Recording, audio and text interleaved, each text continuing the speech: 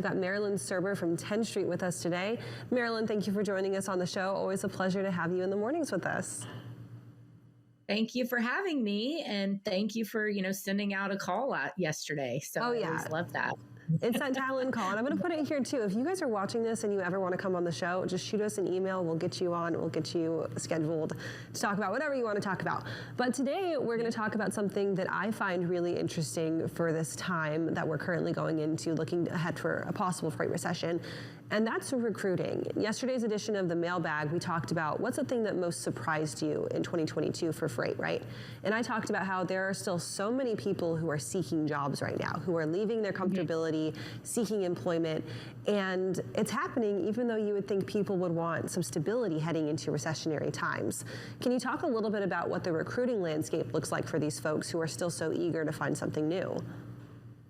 Yeah, let's definitely talk about that. I know I was here a couple months ago and we were saying, are we going into a freight recession? And I think we're still kind of in the stages to say, what is that going to look like? Freight is slowing down, definitely. And driver availability is loosening up, meaning kind of exactly what you just said, Kaylee. More drivers are applying for jobs now than ever since the pandemic. But carriers are still hiring drivers, right? And people are still looking for jobs. And what we start to see when freight starts to shift is maybe miles start to go down a little bit at a carrier. And that will oftentimes prompt drivers to maybe start looking for another job and say, oh, maybe the grass is greener somewhere else. And we think that that's what we're starting to see right now. We're not seeing any broad sweeping, it's not like exiting in droves, right? Or complete shifts, but we're starting to see people leaving. We're starting to see people saying, looking for more miles. But definitely the tips I would say is kind of know, if you're looking for a new job, I would say have those conversations with your current employer and kind of know exactly what you're looking for and make sure if you leave and you're going to go do something else that it is going to be different. If your miles are just down a little bit, right, it's likely going to be the same story no matter what carrier you go to. Looking into that, especially now that, as you said, revenue miles are declining, rates are declining, drivers are getting paid less, makes them want to shop around, especially with all these record bonuses trucking companies are throwing out there. Are there any surefire ways a trucking carrier can kind of try to head off some of this exodus, or is it a situation where they're kind of beholden to the market if people keep offering all these incentives to just go to another carrier? So that's a great question. And I think that there are ways, right? I think whenever we start to see the environment change like this, and again, things are not drastically dropping off. So how do you engage your current workforce? Because we know data tells us that a more engaged workforce is more likely to stay with your company, right?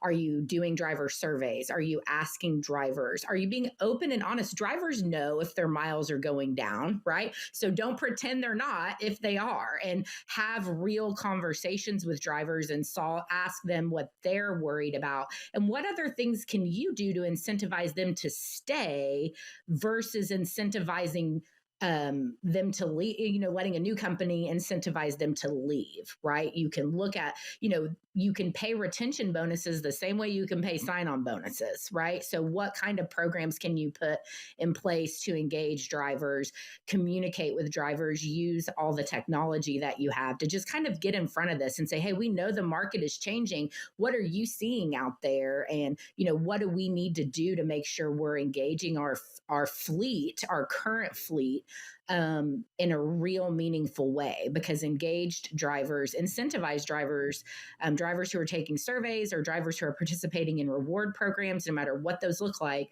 are definitely much more likely to stay with your company. Last year around this time and through the summer months, we saw tons of carriers come out and say, we're adding this bonus, we're bumping up this pay scale, we are increasing your pay, your per mileage pay, your retention bonuses, et cetera, et cetera, et cetera. And we sat here talking about how this is hard to walk back when you have that market slowdown. So now if you're a carrier and you did implement this last year, what are your strategies for keeping that delicate balance of still keeping your employees happy and making them feel rewarded started, but without necessarily eating too much into the bottom line. And that can happen when you're not running as much, when you're not making as much money. Yeah, you're exactly right. I think what we have seen though, is contract rates, have gone up and they've changed, and those don't change as drastically as rates on the spot market. And carriers, or at least the carriers I talk to, are still making money, and they're still trying to hire drivers. They're still trying to retain drivers. And so I think we also spent a lot of time last year talking about, we're raising pay, but pay is not the only thing that is going to keep your driver at a company. It's just not.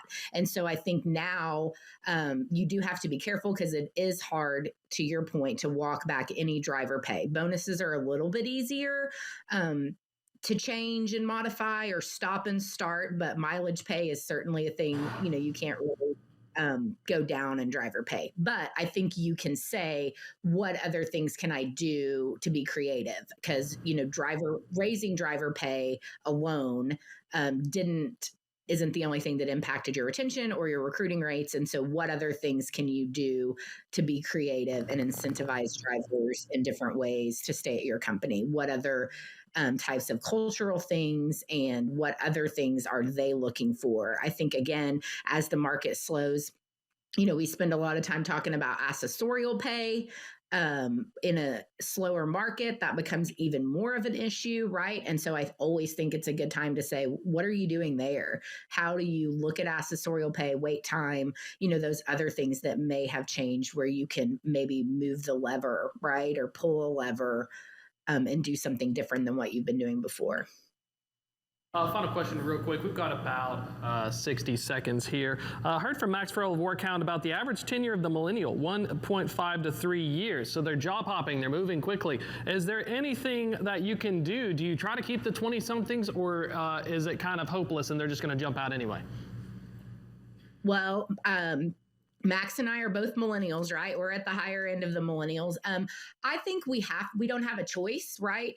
As we know, 48% of the drivers in the market applying for jobs are 40 or under. So most of those are millennials. And so we have to figure out a way to retain them and move the needle and decide what that looks like at your company. And so I think we need to use all of that data and say, hey, these are millennials that are leaving, and what are their needs? Because those are different than the needs of people in other demographic categories from an age perspective. And so I think we have iGens that are coming up behind them that are going to be a little bit better suited for truck driving jobs, maybe, than millennials are.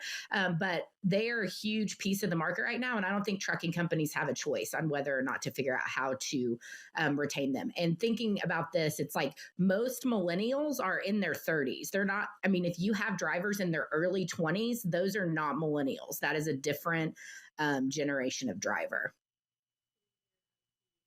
Token right on the edge of the Gen Z millennial scope by literally 4 days of my birthday. I want to just ask you really quickly about that. That Gen Z generation now is looking for an independent work, for things that they can do on their own time, and they're not afraid to job hop within the month if they're not happy. Can you talk a little bit about that really quickly, about catering to that audience? It almost seems like something that would be wanted, right? Because it's extra flexibility. Absolutely. I think that what we're seeing is Gen Z is even more mobile than millennials. So look out. And they have freedom and flexibility. And so I think companies have to look at saying, how do we build in that freedom and flexibility into our truck driving job? How do we let drivers have more choices? And we've been kind of beating that drum, but we see companies, doing different things right now, finally, and we have a lot more, driver spot markets. We have more owner operators coming into the market and kind of stopping and starting, and again, more flexibility, and what is the name of the game, and we're going to have to figure out how to get there.